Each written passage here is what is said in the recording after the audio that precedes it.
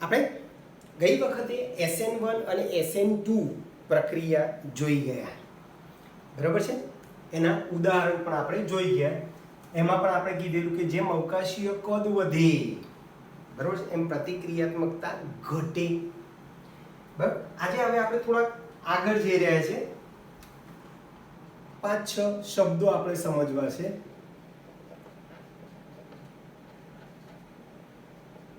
એક, પ્રકાશ ક્રિયાશીલતા.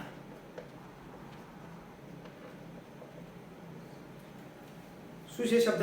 પ્રકાશ ક્રિયાશીલતા. તો સાવ સિમ્પલ છે. જે પદાર્થો ધ્રુવીભૂત પ્રકાશના તલનું કોણાવર્તન કરી શકે છે એવા પદાર્થને આપણે પ્રકાશ ક્રિયાશીલ પદાર્થ કહીશું, ને આવા ગુણને પ્રકાશ ક્રિયાશીલતા કહીશું. ફરીથી, જે પદાર્થો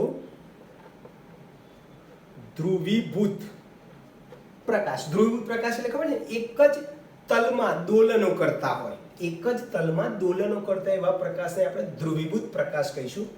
એટલે જે પદાર્થ ધ્રુવીભૂત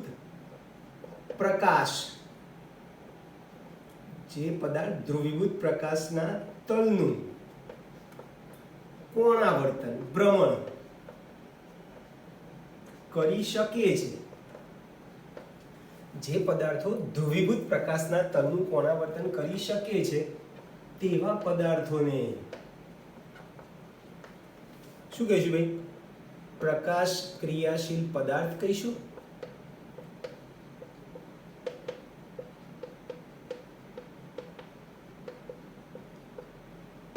અને આવા ગુણને પ્રકાશ ક્રિયાશીલતા કહીશું.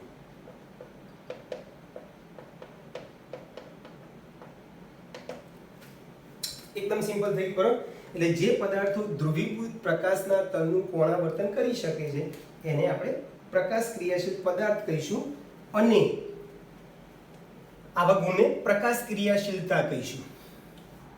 હવે આ કોણાવર્તન માપવા માટે પોલારીમીટર નામનું સાધન આવે છે, બરાબર.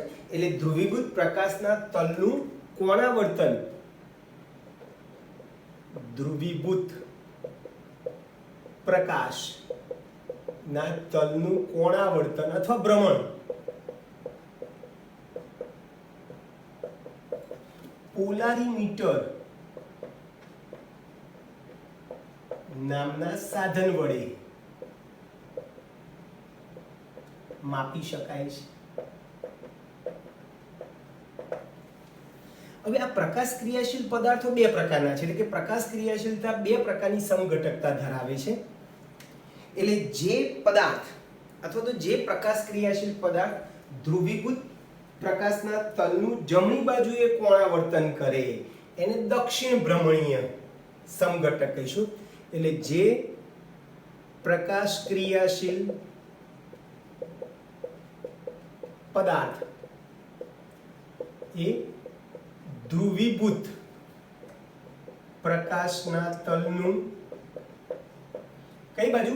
જમણી બાજુ કરીએ તો આપણે એને દક્ષિણ ભ્રમણીય કહીશું, બરાબર છે. જમણી બાજુએ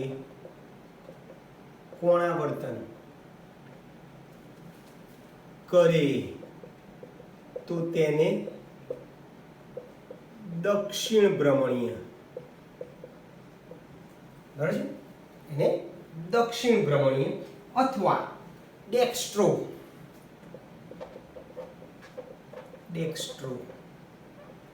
અથવા D+. અને જો ડાબી બાજુએ કોણાવર્તન કરે તો તેને વામ ભ્રમણીય અથવા લીવો અથવા L- સમઘટક કહે છે, બરાબર. જોજો, જમણી બાજુ કોણાવર્તન કરે તો એને દક્ષિણ ભ્રમણીય અથવા ડેક્સ્ટ્રો કહીશું, અને ડાબી બાજુ જમણી બાજુએ કરે તો એને દક્ષિણ અથવા ડેક્સ્ટ્રો, અને ડાબી બાજુએ કોણાવર્તન કરે તો એને વામ ભ્રમણીય અથવા તો લીવો સમઘટક કહીશું. એટલે પ્રકાશ ક્રિયાશીલ પદાર્થો બે પ્રકારની સમઘટકતા ધરાવે છે, લીવો અને ડેક્સ્ટ્રો. આ લીવો અને ડેક્સ્ટ્રો ના સપ્રમાણ મિશ્રણને રેસેમિક મિશ્રણ કહીશું.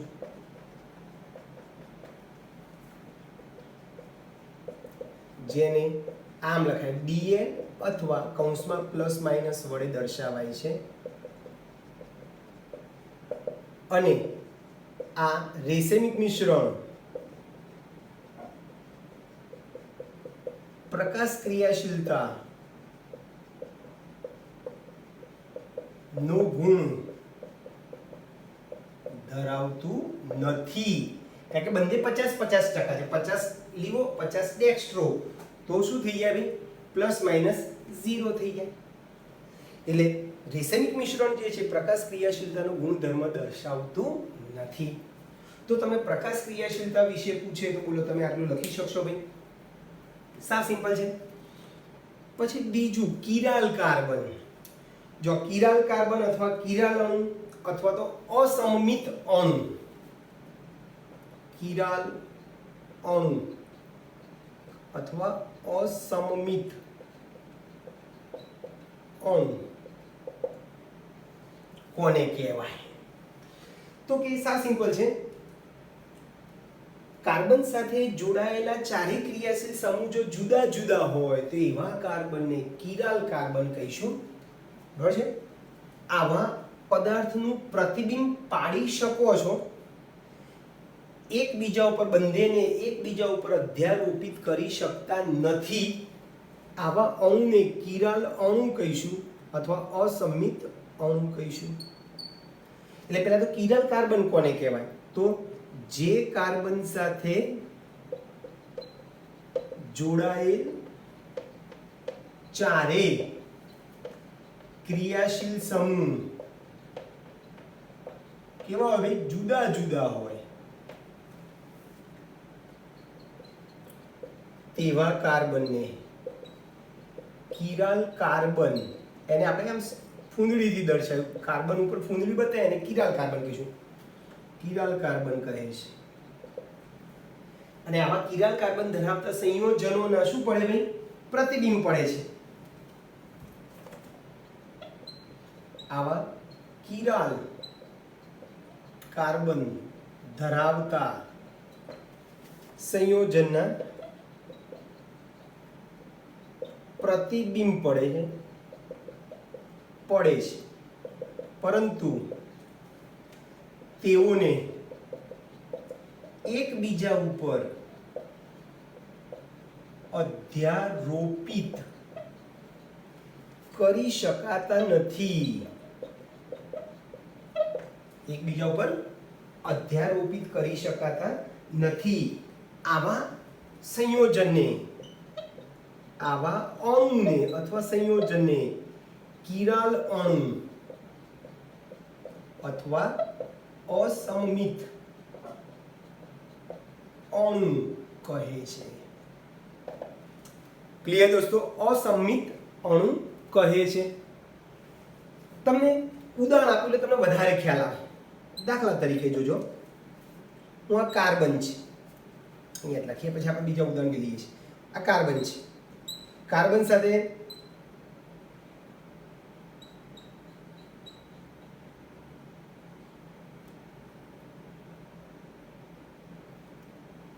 બરાબર છે? હું ચારે ચાર ક્રિયાશીલ સમૂહ જુદા જુદા મૂકું છું. Br, અહીંયા I, અહીંયા Cl, અહીંયા H.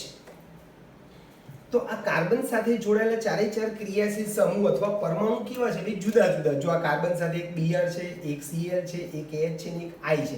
એટલે કાર્બન સાથે જોડાયેલા ચારે ચાર ક્રિયાશીલ સમૂહ અથવા પરમાણુ કેવા છે? જુદા જુદા છે. તો આવા કાર્બનને કિરાલ કાર્બન કહીશું. આપણે કાર્બન ઉપર સ્ટાર બતાવ્યો. હું વચ્ચે અરીસો મૂકી દઉં છું. તો બોલો એનું પ્રતિબિંબ આવવું પડશે. તો કિરાલ કાર્બન ધરાવતા સંયોજનોના પ્રતિબિંબ પડે છે. જો પ્રતિબિંબ એટલે આનું પ્રતિબિંબ આમ દેખાતી તમને, તો આ બાજુ આવી ગયા. બરાબર છે? H અને Cl અહીંયા જતો રહે. જો આનું આ પ્રતિબિંબ છે. પ્રતિબિંબ પડે. બોલો આને આખું ઉચકીને બોલો આની ઉપર હું ગોઠવી શકું ખરો? આખા ચિત્રને આની પર ના ગોઠવા. જો આને આનું ગોઠવું તો I ઉપર Cl આવે, બરાબર છે? Cl ઉપર I આવે, બદલાઈ જાય છે. એટલે એકબીજા ઉપર અધ્યારોપિત કરી શકાતા નથી. આવા અણુને કિરાલ અણુ અથવા અસમિત અણુ કહીશું, બરાબર છે? એટલે આનું નામ તમારે આપવું હોય તો ABCD પ્રમાણે બ્રોમો,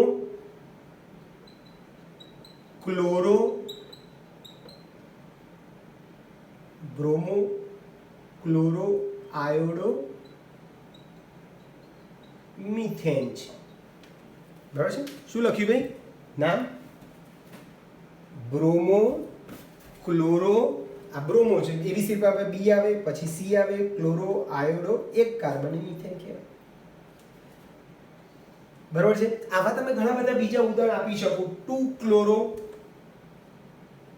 અન્ય ઉદાહરણમાં 2 ક્લોરો બ્યુટેન.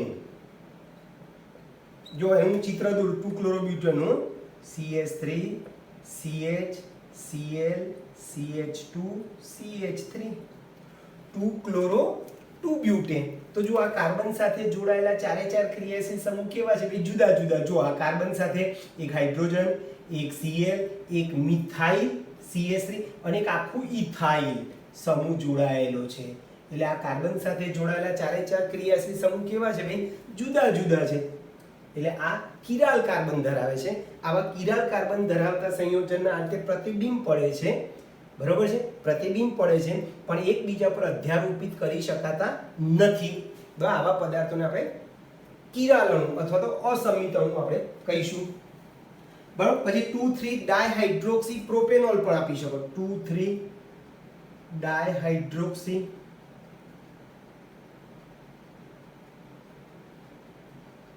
પ્રોપેનોલ. શું કીધું ભાઈ? 2,3 ડાયહાઇડ્રોક્સી પ્રોપેનાલ. આલ્ડિહાઇડ આવશે, CHO ગ્રુપ, બરાબર છે? 2,3 ડાયહાઇડ્રોક્સી પ્રોપેનાલ, બરાબર છે? હજુ બીજું બી ઉદાહરણ તમારે આપો તો આપી શકો કે ભાઈ 2 bromo propanoic acid. 2 bromo propanoic acid. તો આ બધામાં કિરાલ કાર્બન તમને જોવા મળશે. ક્લિયર દોસ્તો? કિરાલ અણુ કોને કહેવાય? અસમિત અણુ કોને કહેવાય? એટલે કાર્બન સાથે જોડાયેલા ચારે ચાર ક્રિયાશીલ સમૂહ જુદા જુદા હોય તો એમને શું કહીશું ભાઈ? Chiral carbon. કિરાલ કાર્બન ધરાવતા સંયોજનોને આપણે કિરાલ અણુ કહીશું. એનું પ્રતિબિંબ પડે, એકબીજા પર તમે અધ્યારોપિત કરી શકો નહીં. આવા અણુને આપણે શું કીધું ભાઈ?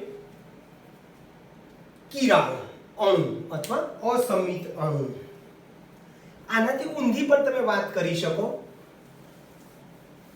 જેમ આપણે કિરાલ અણુ કીધું એમ અકિરાલની આપણે વાત કરીએ. ચલો,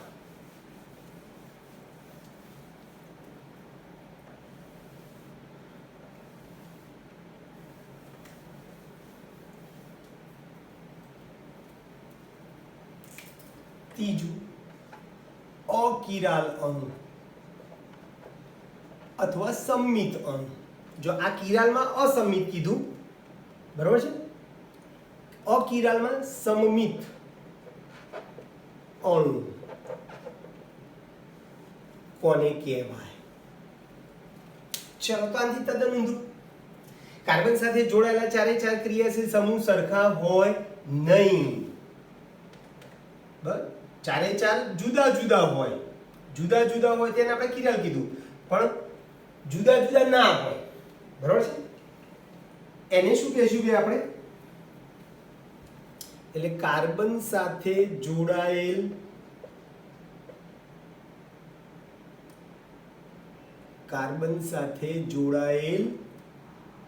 સમૂહ સમાન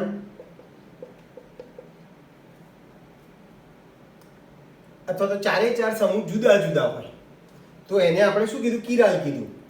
ચારમાંથી બે સરખા હોય એટલે આમ આતે લખે કાર્બન સાથે જોડાયેલ ચારે સમૂહ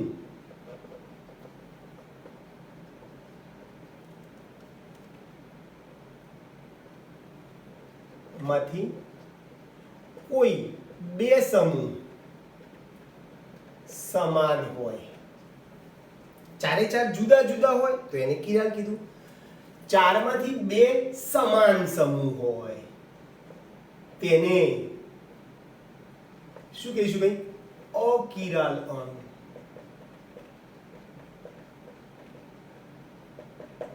દાખલા તરીકે અહીંયા જેમ આપણે 2 બ્રોમોબ્યુટેન કીધું ને, હું 1 બ્રોમોબ્યુટેન લઉં, CH3 CH2 CH2 બસ CH2Br, આ 1 બ્રોમોબ્યુટેન છે. જોજો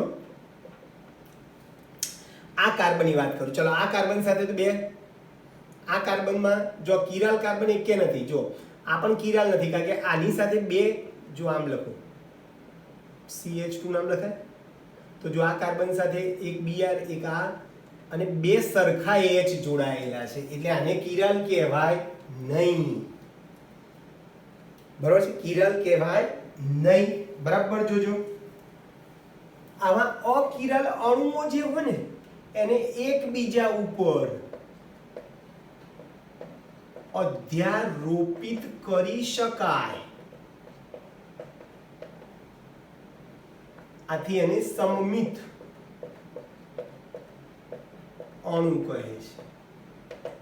દાખલા તરીકે અંગ્રેજી મૂળાક્ષરો,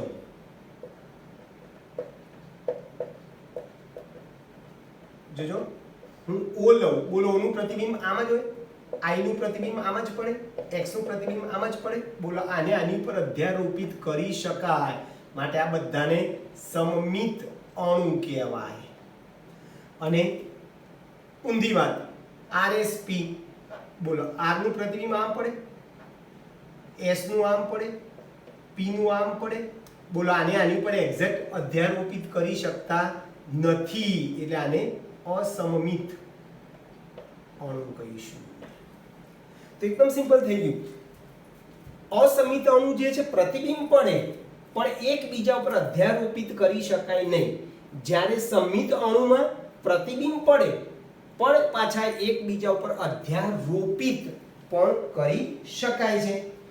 બરાબર છે? એટલે અધ્યારોપિત કરી શકાય છે, સમિત અણુ કહીશું. અને આ સમિત અણુ જે છે એ પ્રકાશ ક્રિયાશીલતા નો ગુણ ધરાવે નહીં.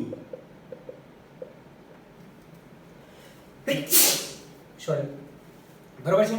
એટલે પ્રકાશ ક્રિયાશીલતાનો ગુણ કોણ ધરાવે? બહુ જ વાર પૂછાયું છે. કોઈ તમને એમ કે નીચેનામાંથી કયું સંયોજન પ્રકાશ ક્રિયાશીલ છે, તો ખાલી ને ખાલી તમારે શું કરવાનું કે એમાં કિરાલ કાર્બન છે, જેમાં કિરાલ કાર્બન હોય એ પ્રકાશ ક્રિયાશીલ હોય અને જેમાં કિરાલ કાર્બન ના હોય, અકિરાલ અણુ હોય, એ પ્રકાશ ક્રિયાશીલતાનો ગુણધર્મ ધરાવે નહીં. ક્લિયર દોસ્તો? બરાબર છે?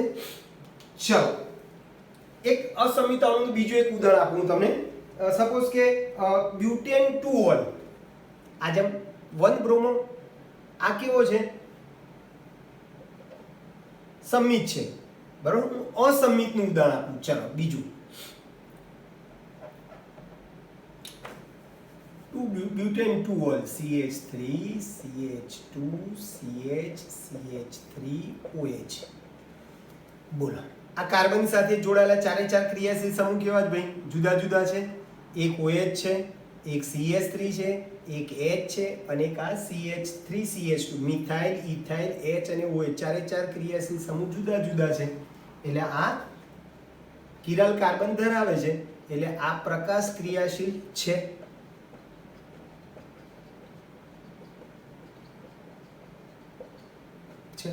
એટલે એના બે પ્રતિબિંબ પણ પડે. આ રીતે આપણે લખવું હોય આની જેમ તો તમે લખી શકો. બરાબર છે? ચારે ચાર સમૂહ તમે જુદા જુદા બતાવો. આ CH3 છે, OH છે, CH3 OH, આ H, આ CH3 CH2 લખીએ, વચ્ચે અરીસો મૂકો તો આ કિરાલ કાર્બન છે. આનું પ્રતિબિંબ પડશે,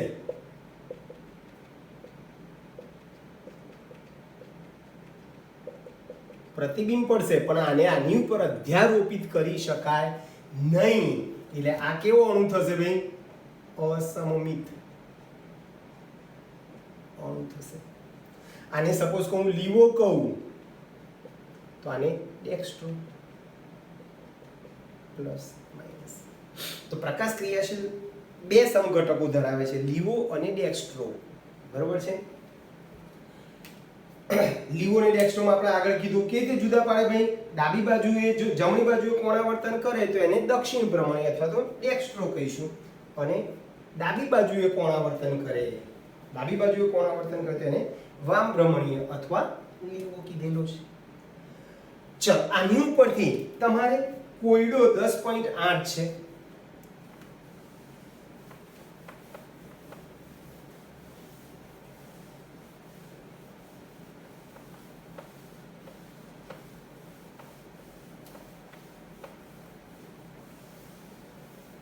ચલો સાવ સિમ્પલ છે. કોયડો 10.8 શું કહે છે કે ભાઈ નીચેનામાંથી નીચે આપેલ સંયોજન માંથી કઈ જોડમાં કિરાલ અણુ અને અકિરાલ અણુ છે તે ઓળખો. બરાબર છે. એ આપણે ઓળખવાનું છે. સાવ સિમ્પલ છે. મેં હમણાં જ તમને કીધું ગુજરાતીમાં કે કાર્બન સાથે જોડાયેલા ચારે ચાર ક્રિયાશીલ સમૂહ જુદા જુદા હોય તેને કિરાલ કહીશું અણુ, અને જુદા જુદા હોય તેને અકિરાલ. આપણે તો કિરાલ કાર્બન છે કે નહીં એ જોવાનું છે. ચલો ઉદાહરણ ચોપડીમાં આવું છે. એમાં બે જોડ આપી છે તમને. હાઇડ્રોજન જો આમ તૂટક તૂટક બતાવે છે એનો અર્થ કે એ સમતલની પાછળની બાજુએ અણુ ગોઠવાયેલો છે. પછી આવું આમ ઘાટું લખેલું હોય ને, આવું ઘાટું બતાવ્યું છે એનો અર્થ કે સમતલની આગળની બાજુએ છે પરમાણુ અથવા અણુ, અને આવી સાદી લીટી બતાવે છે એનો અર્થ કે સમતલ ઉપર છે. ચલો આ એક છે જોડકી એમાં, અને બીજામાં આવું છે.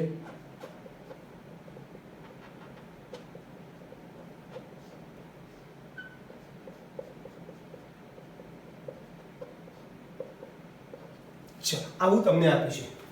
કોણ કિરાલ ને કોણ અકિરાલ. તમે હમણાં જ કીધું કાર્બન સાથે જોડાયેલા ચારે ચાર ક્રિયાશીલ સમૂહ જુદા જુદા હોય.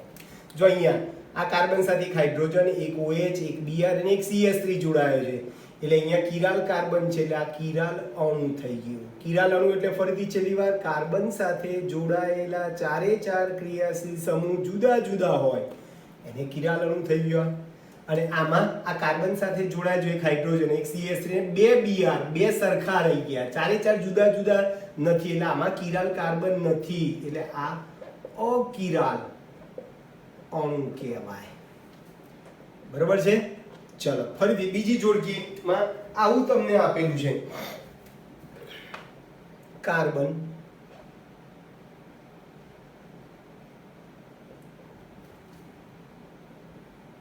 OH, બરાબર છે, CH3, OH, CH3, અને બીજું આવું આપ્યું છે તમને CH3,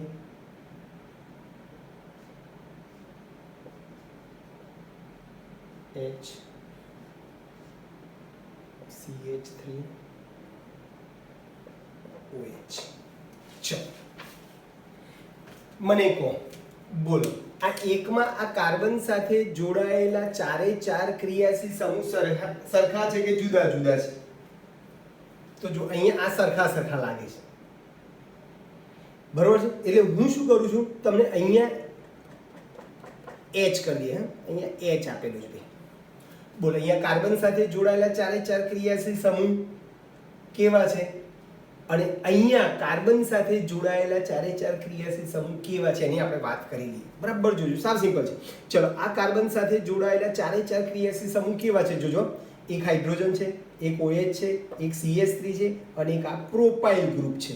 એટલે અહીંયા કિરાલ કાર્બન આ છે, એટલે આ કિરાલ અણુ થયો. અહીંયા શું થશે, આ કાર્બન સાથે એક OH છે એક H છે ને બે સરખા છે જો આ CH2CH3 CH2CH3 એટલે અહીંયા કાર્બન સાથે આ બે સરખા સમૂહ જોડાયેલા છે એટલે અહીંયા કિરાલ કાર્બન નથી એટલે આ કિરાલ અણુ થઈ ગયો ક્લિયર ખ્યાલ આવે છે ને અહીંયા કાર્બન સાથે આખો આ જે આમ જે ટોપચું જે આ બતા આને અહીંયા CH2 હોય એક્ચ્યુઅલી આ CH2 તો જો આ કાર્બન સાથે આ એક સમૂહ ના બે હરખા જોડાય છે બરાબર છે અહીંયા ચારે ચાર કેવા છે ભાઈ જુદા જુદા છે ચારે ચાર જુદા જુદા હોય તેને આપણે શું કહીશું ભાઈ જુદા જુદા તેને કિરાલ અણુ અને સરખા હોય તેને સરખા અથવા તો જુદા નથી બસ તેને અકિરાલ કહીશું ક્લિયર દોસ્તો ખ્યાલ આવે છે બધાને હું બોલું છું એ બરાબર છે હવે એટલે કાર્બન સાથે જોડાયેલા ચારે ક્રિયાશીલ સમૂહ જુદા જુદા હોય તેવા કાર્બનને કિરાલ કાર્બન કહીશું ને એવા અણુને આપણે કિરાલ અણુ કહીશું અને ચારમાંથી બે સરખા હોય તો એને આપણે શું કહીશું ભાઈ અકિરાલ અણુ હવે આપણે આગળ વાત કરી ગયા પ્રતિબિંબી સમઘટકો એટલે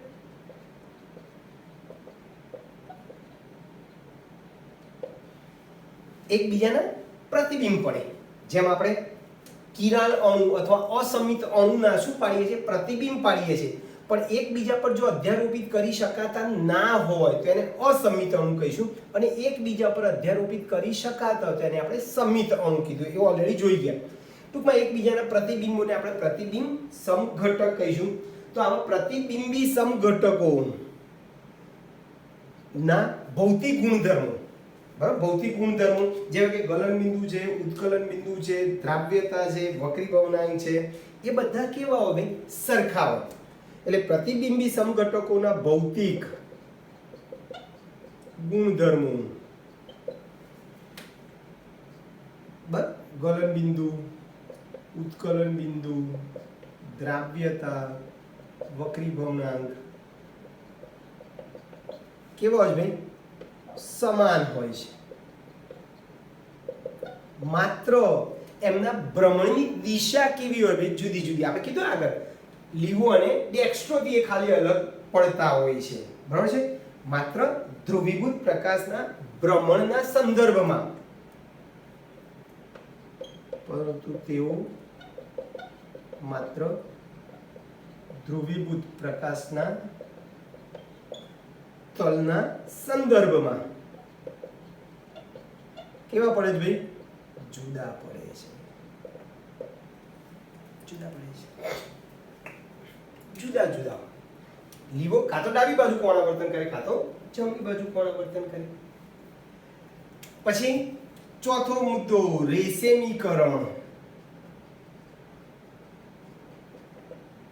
અને રેશેમિક મિશ્રણ ઓલરેડી આપણે આગળ ભણી ગયા બરાબર છે લીવો અને ડેક્સ્ટ્રો ના સપ્રમાણ મિશ્રણને શું કહીશું ભાઈ આપણે રેશેમિક મિશ્રણ કહીશું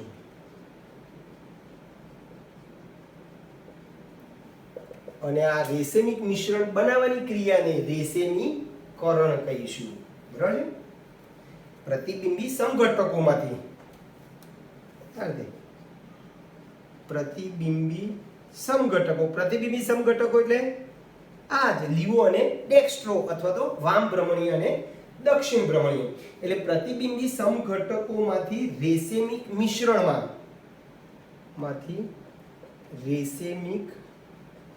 મિશ્રણમાં રૂપાંતર કરવાની ક્રિયાને શું કહીશું રેશેમીકરણ કહીશું આપણે અગાઉ બી લખ્યું કે રેશેમિક મિશ્રણ જે છે એ પ્રકાશ ક્રિયાશીલતાનો ગુણધર્મ ધરાવે નહીં રેશેમિક મિશ્રણ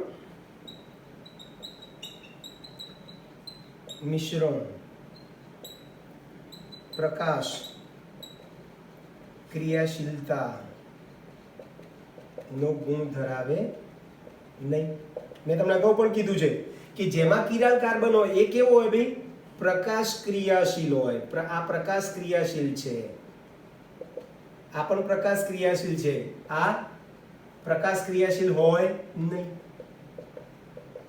પ્રકાશ ક્રિયાશીલ નથી. કિરાલ કાર્બન વાળો જે હોય બધા પ્રકાશ ક્રિયાશીલ, બરાબર છે. અકિરાલ પ્રકાશ ક્રિયાશીલ હોય નહીં. રેસેમિક મિશ્રણ પ્રકાશ ક્રિયાશીલતાનો ગુણધર્મ ધરાવતું નથી અને રેસેમિક મિશ્રણને આપણે Bl અથવા આ રીતે પ્લસ માઇનસ સંજ્ઞા વડે દર્શાવાય છે, બરાબર છે, એના વડે દર્શાવાય છે. ક્લિયર દોસ્તો? રેસેમીકરણ અને રેસેનિક મિશ્રણ. થોડાક આગળ જઈ રહ્યા છે આપણે. ધારણ અને વ્યુત્ક્રમણ, 5 નંબરનો મુદ્દો આવ્યો આપણે.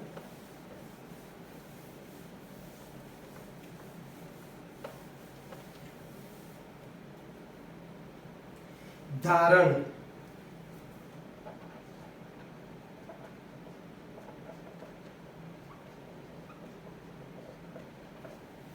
શું કહેવાય એને અંગ્રેજીમાં? રીટેન્શન, બરાબર છે. TEN TION.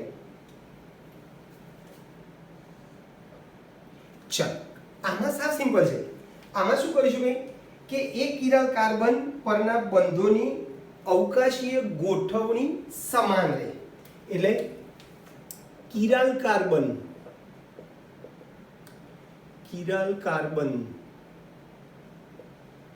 ધરાવતો બંધ તૂટે ત્યારે એ કિરાલ કાર્બન ઉપર રહેલા સમૂહ કે પરમાણુની અવકાશીય ગોઠવણી સમાન રહે છે. એટલે કિરાલ કાર્બન ધરાવતો બંધ તૂટે ત્યારે કિરાલ કાર્બન પર રહેલા ક્રિયાશીલ સમૂહ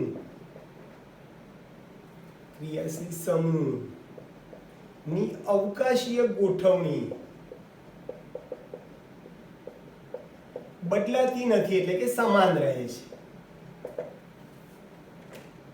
રાસાયણિક પ્રક્રિયા દરમિયાન, બરાબર, રાસાયણિક પ્રક્રિયા દરમિયાન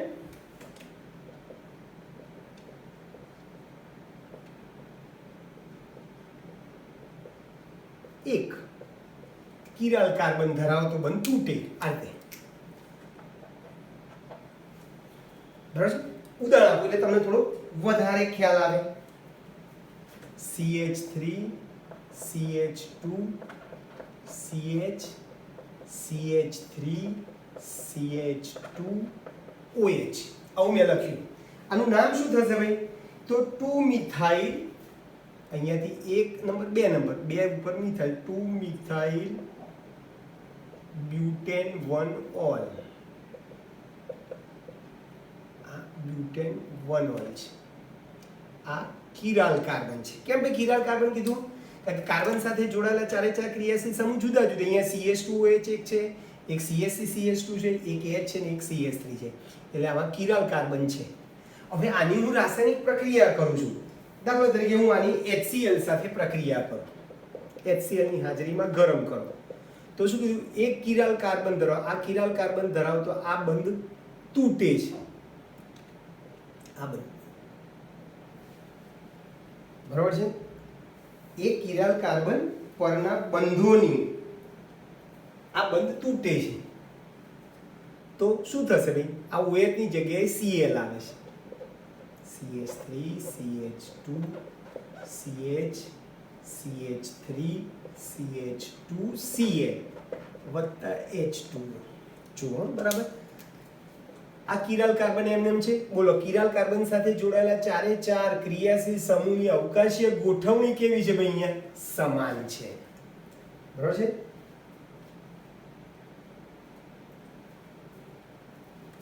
સમાન જ છે ને? જો આટલો ભાગ સરખો છે, આ જે બંધ તોડ્યો, આટલો બંધ તૂટે છે, ત્યારે આ ભાગ સિવાયનો આ જે કિરાલ કાર્બન સાથે જોડાયેલો જે છે એ કિરાલ કાર્બન સાથે જોડાયેલા ચારે ચાર ક્રિયાશીલ સમૂહની અવકાશીય ગોઠવણી કેવી છે ભાઈ?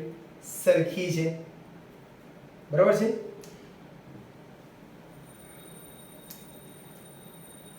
એટલે આનું નામ 2 મિથાઇલ 1 ક્લોરો 2 મિથાઇલ બ્યુટેન થઈ ગયું. બરાબર છે? શું થઈ ગયું ભાઈ? 1 ક્લોરો 2 મિથાઇલ બ્યુટેન. અહીંયા વિન્યાસ સરખો છે એટલે આ સપોઝ કે આને પ્રક્રિયક કહીએ, આને આપણે નિપજ કહીએ, તો અહીં પ્રક્રિયક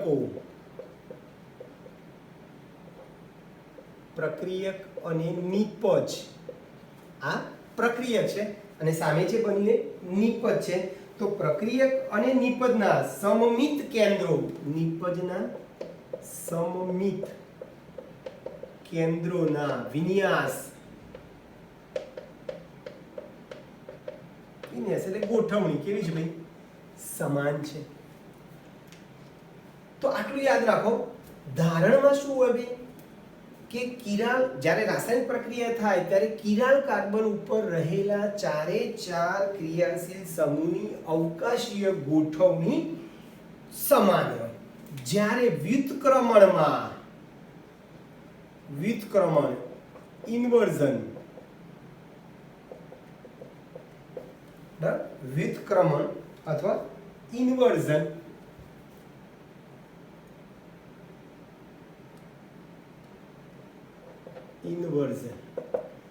માં શું થાય? અવકાશીય ગોઠવણી સમાન રહે નહીં. બસ વ્યુત્ક્રમણમાં કિરાલ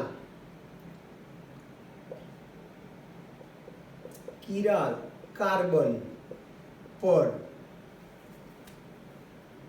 રહેલા ક્રિયાશીલ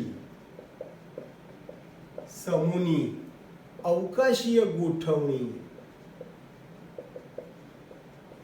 ભિન્ન હોય છે. ભિન્ન એટલે જુદી જુદી હોય છે.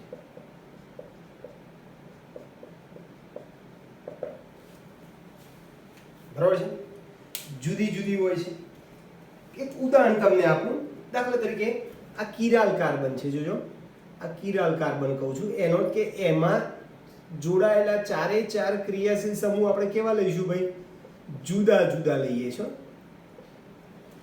બરાબર? ચારે ચાર ક્રિયાશીલ સમૂહ કેવા લઈએ? જુદા જુદા. આ C2H5 લઈએ, આ H લઈએ, આ CS3 લઈએ, આ Br લો, X લો, તમારે જે લેવું હોય, Cl X લઈએ. ચાલો, આ પ્રક્રિયક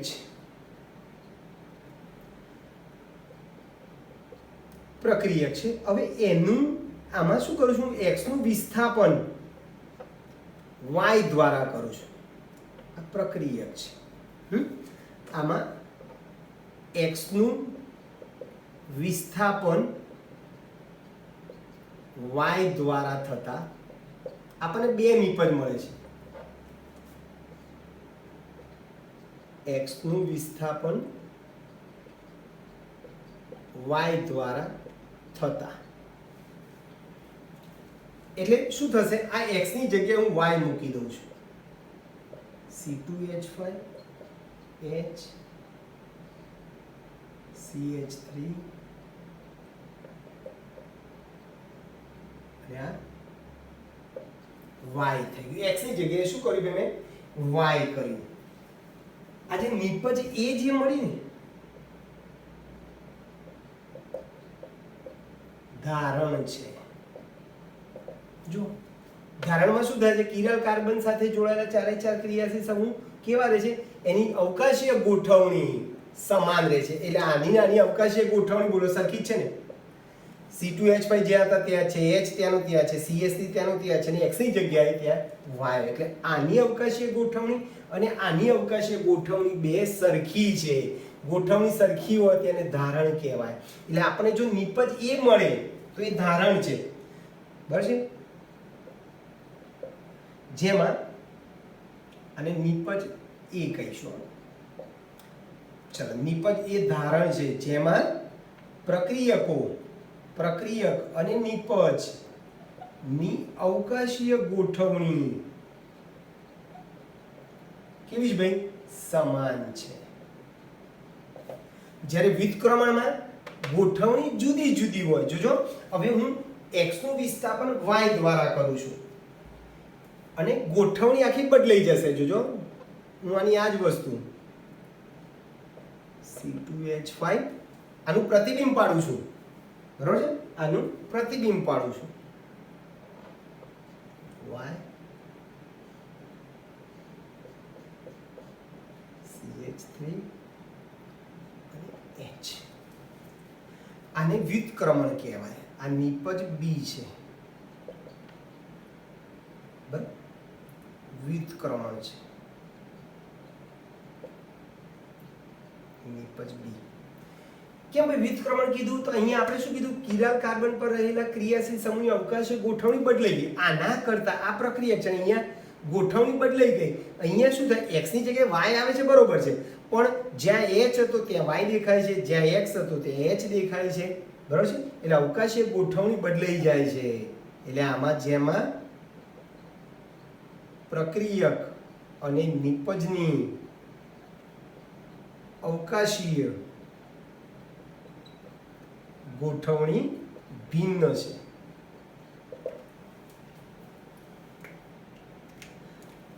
બસ એટલે વ્યુત્ક્રમણમાં ભિન્ન હોય, પરિણામે નીચે મુજબ 3 નિપજ મળે. 3 નિપજ મળે. કઈ 3 નિપજ મળી? એક તો ધારણ મળ્યું નિપજ A, એક વ્યુત્ક્રમણ મળ્યું નિપજ B, અને ત્રીજું જો A અને B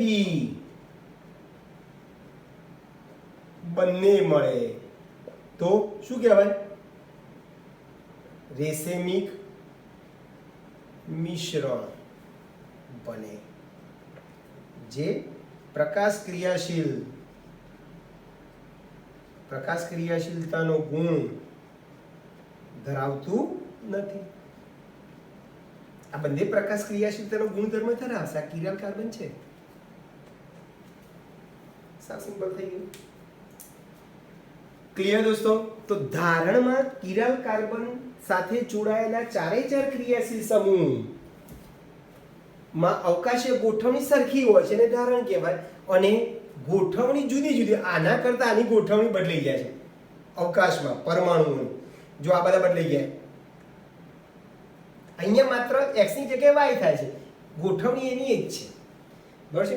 તો વ્યુત્ક્રમણ મળ્યું, ધારણ મળ્યું અને રેસેમિક મિશ્રણ મળ્યું. ક્લિયર દોસ્તો? ચલો પછી થોડાક આગળ જઈ રહ્યા છે આપણે. વિલોપન પ્રક્રિયા, છેલ્લી પ્રક્રિયા આપણે જોઈ લઈએ. વિલોપન પ્રક્રિયાની વાત કરી લઈએ આપણે.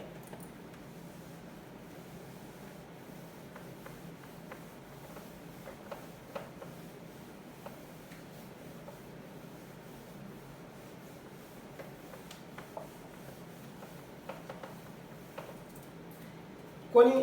Hello alkane. હેલો આલ્કેન બોલો કે આલ્કાઇલ હેલાઇડ બોલો ની વિલોપન પ્રક્રિયા.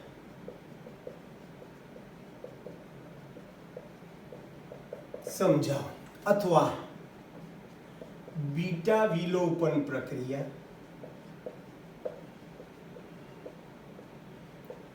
અથવા બીટા વિલોપન પ્રક્રિયા, અથવા ડિહાઇડ્રોહેલોજનીકરણ. ડિહાઇડ્રોહેલોજનીકરણ પ્રક્રિયા સમજાવો. સાવ સિમ્પલ છે. ચલો, હેલો આલ્કેન, ક્લોરો, સપોઝ કે આ ક્લોરોઇથેન છે,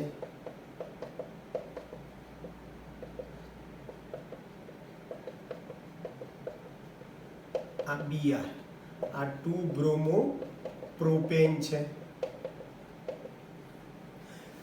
બરાબર. જોજો, હેલોજન જે કાર્બન સાથે જોડાયેલો છે એને આલ્ફા કાર્બન કહીશું, ને બાજુવાળા કાર્બનને બીટા કાર્બન કહેવાય. શું કીધું?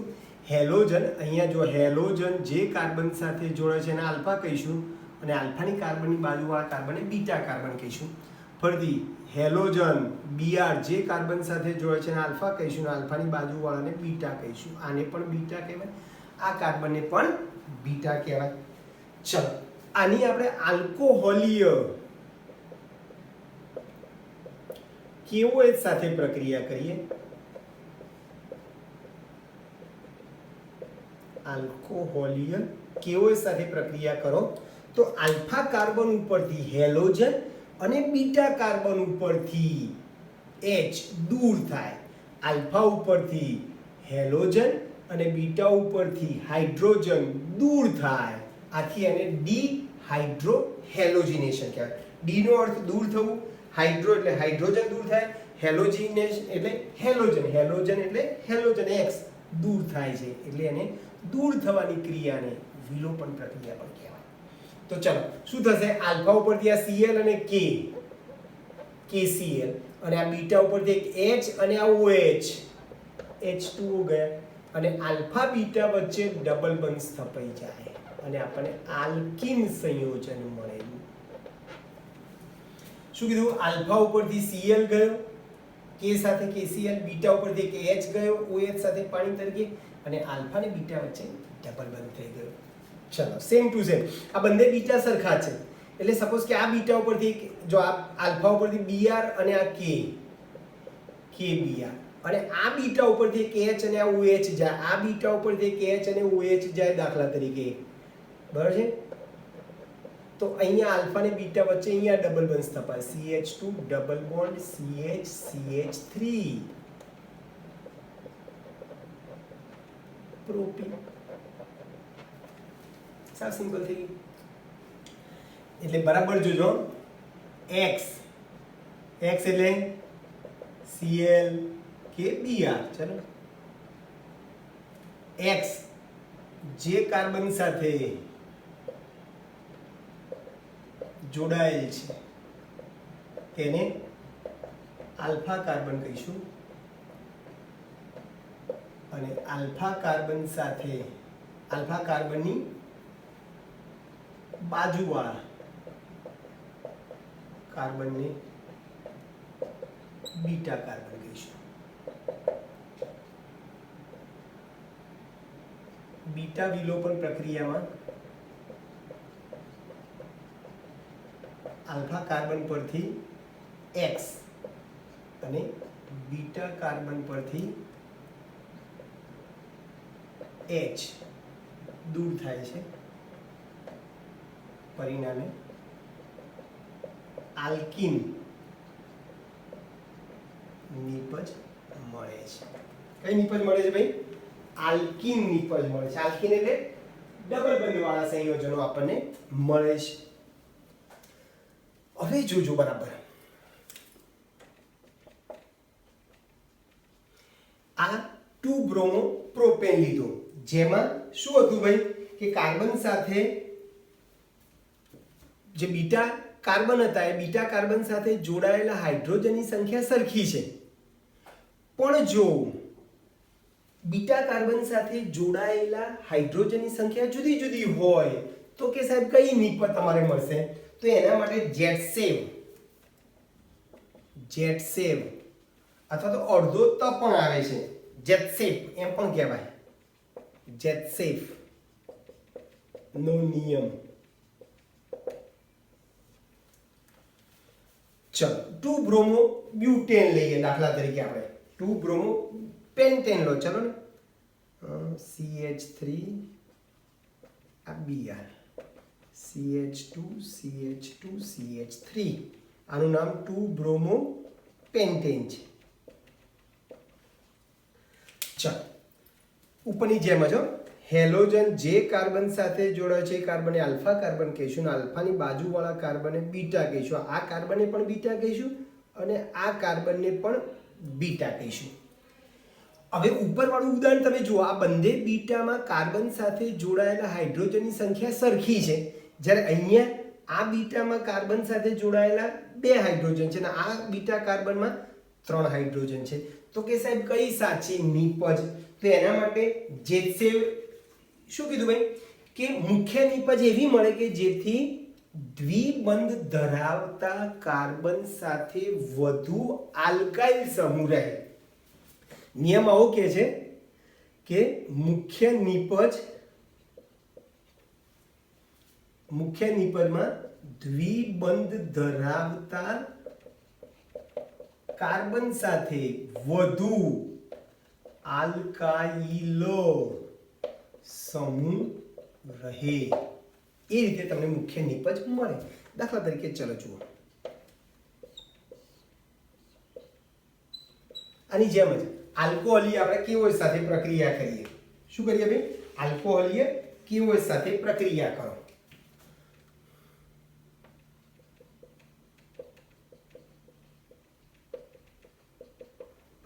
આલ્કોહોલીય કેવો સાથે પ્રક્રિયા કરીએ તો બધામાં ઉપર કીધું KBr અને H2O દૂર થશે.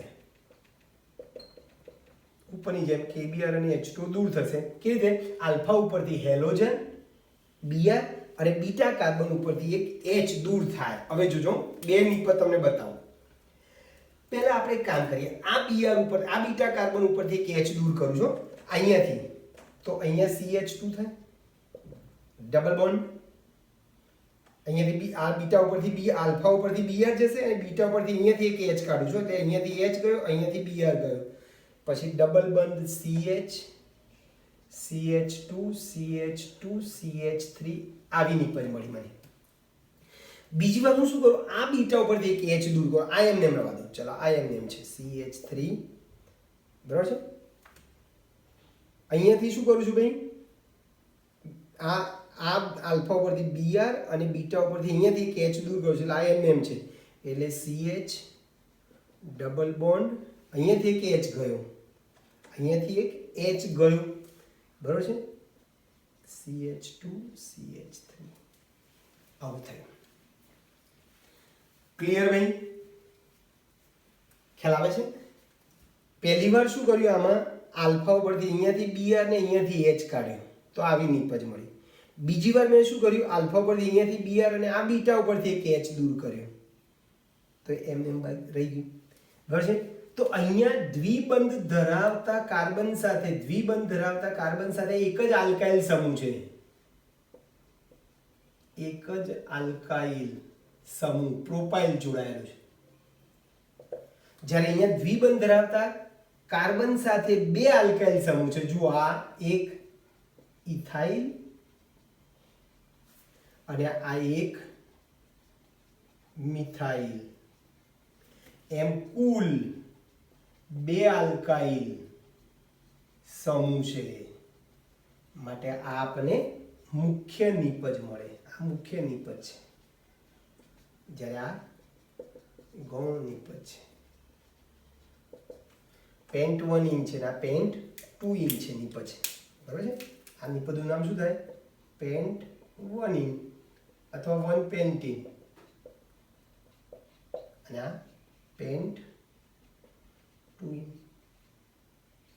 અથવા 2 પેન્ટીન બરાબર, 2 પેન્ટીન. તો જેટસેવ નો નિયમ ક્લિયર ભાઈ? જેટસેવે શું કીધું ભાઈ કે જ્યારે બીટા કાર્બન સાથે જોડાયેલા હાઇડ્રોજનની સંખ્યા જુદી જુદી હોય, બીટા કાર્બન સાથે જોડાયેલા હાઇડ્રોજનની સંખ્યા જુદી જુદી હોય ત્યારે મુખ્ય નિપજ કઈ મળે ભાઈ? તો કે ભાઈ દ્વિબંધ ધરાવતા કાર્બન સાથે વધુમાં વધુ આલ્કાઇલ સમૂહ રહે, એ રીતે મુખ્ય નિપજ તમને મળે. ક્લિયર દોસ્તો? તો આ જેટસેવનો નિયમ થઈ ગયો. ઓકે દોસ્તો, તો અહીં સુધી આપણે રાખીએ છીએ. બાકીનું આપણે આવતી વખતે જોઈશું. બરાબર છે? મળીએ. બાય.